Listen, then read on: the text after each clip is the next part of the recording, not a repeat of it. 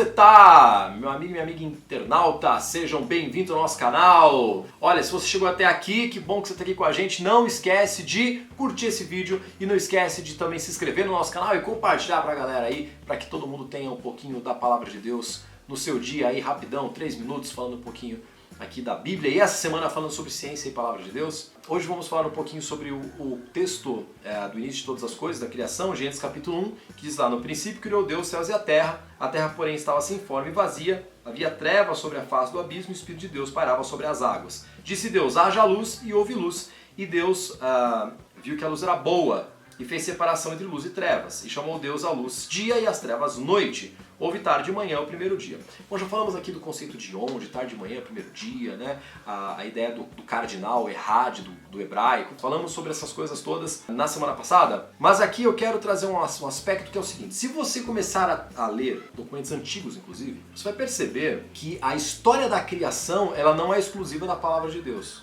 Eu só encontro Deus criando o homem do pó da terra só na palavra de Deus? Não. Alguns escritos cuneiformes da Babilônia Antiga, por exemplo, trazem relatos muito parecidos com a da palavra de Deus, e não só na história da criação, viu? Tem muitas outras histórias bíblicas que são relatadas de formas um pouco diferentes, mas muito próximas no sentido da ideia da história, em outras culturas. Eu estou dizendo um pouco diferente porque às vezes não chama Deus de Deus, é um outro nome, é uma outra circunstância, mas a história é exatamente a mesma. Então, se você for parar e falar assim, a história da criação ela é única e exclusiva da Bíblia, não, ela não é única e exclusiva da Bíblia. O que por um lado pode parecer que de fato essas histórias elas eram ideias mitológicas, eram ideias, né, as pessoas precisavam explicar a origem da vida, e aí, como até hoje há necessidade, né, se você for parar para pensar esse momento terrível que nós estamos passando do mundo, onde a morte bate na nossa porta todos os dias, quem não se pergunta, né, puxa vida, para onde eu vou depois que eu morrer? A minha vida vai se resumir isso? Eu vou viver esse período de vida e vai acabar? Uma doença vai tirar minha vida e simples desse jeito? Então a gente tem essa necessidade de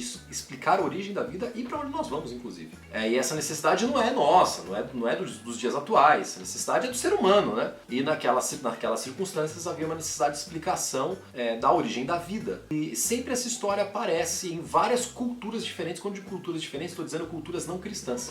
Tá? Não religiosa no sentido de Deus, né?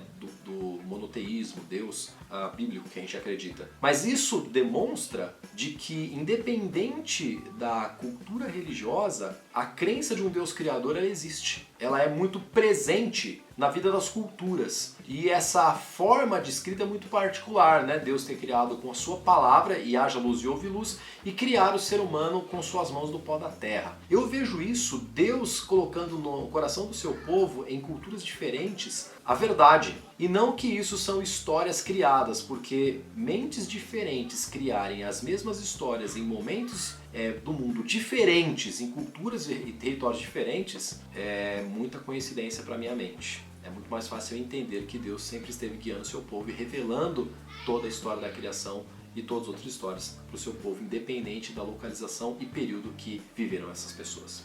Bom, eu vou ficando por aqui hoje. Grande abraço para você e a gente se vê amanhã.